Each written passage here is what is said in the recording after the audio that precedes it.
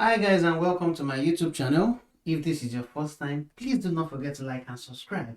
And if you find this video helpful, please like and also leave comments. So in this video, we are just going to do a quick walkthrough of the things that we need to do. So in this site that we're going to use as our test site, what we're going to do is manually click on create account. We fill in the name. Let me just put my name there as test, right? And for the business name, maybe I'll just for test sake, I'll just say maybe at Badmos 344, something like this.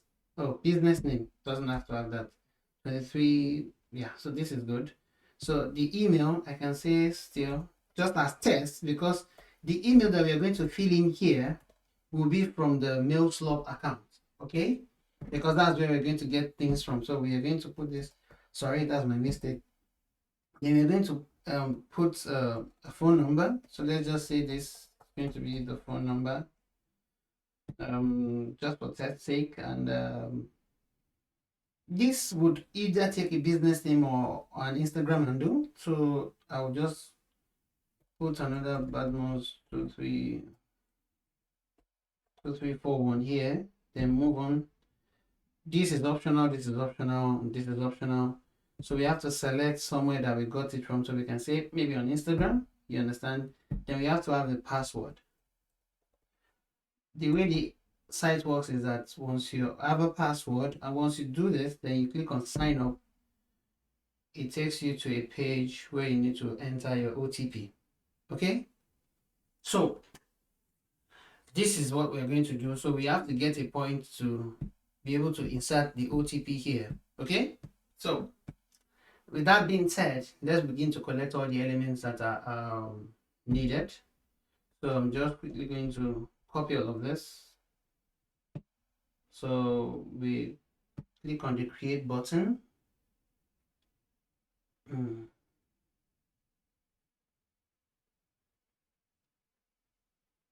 If we click on this as well, let's see if they have different names. Not exactly. So what do we do?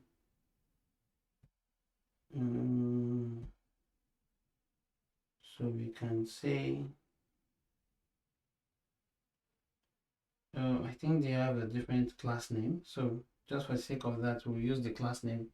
Let's check if they are different. Yeah, just one match. So we're going to pick this. And what would have been nice to see is probably if the site has a test, it has a data test attribute, which is one of the best practices, or it has a more unique way of identifying its stuff. So I've copied that. I will be pasting it somewhere later on. So I'm going to just click on this, quickly go here, and in my fixtures folder, probably just we'll rename this. Let's rename it. We don't need to create a new one. Let's call it selectors. So I'm going to quickly do all of this.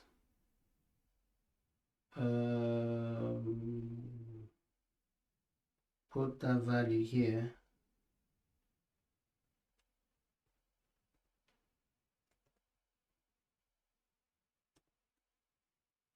So I'm going to paste that here and just change this one to a single value.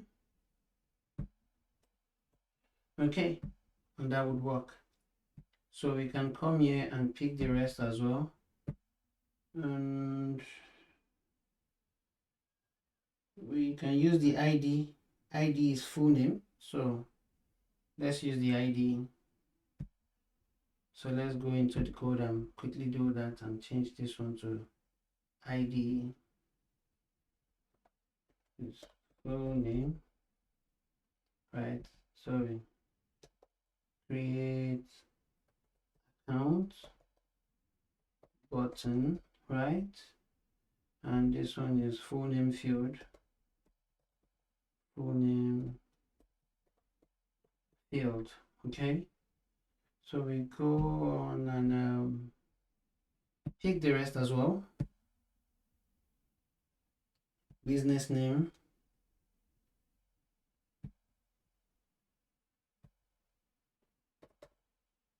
bees. So we can say bees name field will be this.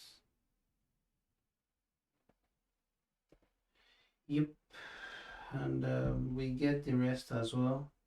So you get the whole gist. That's how we're going to do that. So I can go ahead and stop this video because I don't want us to have a very long thing, and in the next video I would have populated the rest.